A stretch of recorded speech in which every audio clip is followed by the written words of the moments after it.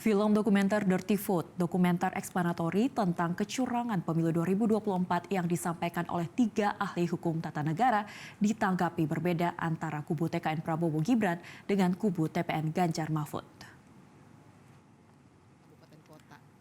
Tapi ternyata TPN Ganjar Mahfud menilai film ini sebagai pendidikan politik yang baik bagi masyarakat agar masyarakat punya kemelekan politik atau literasi politik dalam memahami dinamika politik di Indonesia. Pihak TPN juga menyinggung pihak-pihak yang terganggu dengan kritik film ini seharusnya juga membalas dengan kritik.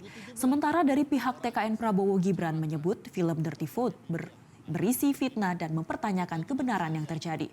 Tuduhan-tuduhan yang disampaikan tidak berdasar dan dibuat karena paslon lawan yang tak mampu mengejar elektoral paslon yang mereka usung.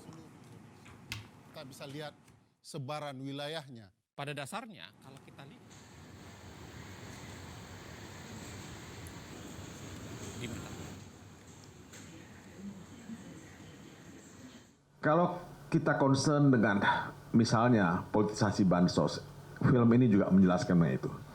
Kalau kita concern misalnya dengan bagaimana nanti penyebaran 20% suara misalnya, ini ada kaitannya juga dengan kebijakan misalnya membuat Papua menjadi 6 provinsi. Banyak hal-hal yang positif yang kita bisa lihat dalam film ini, walaupun Anda tentu boleh tidak setuju dengan film ini. Tapi menurut saya film ini adalah pendidikan politik yang bagus. Jadi saya pikir ya, memang film ini sengaja didesain untuk diluncurkan di masa tenang ini ya.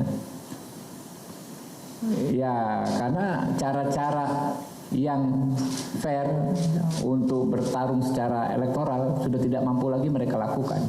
Kita kan gini aja, kalau nggak suka dengan salah satu paslon, kan ini event pemilu. Ya kita dukung paslon yang lain, kita lakukan cara-cara yang sesuai koridor elektoral.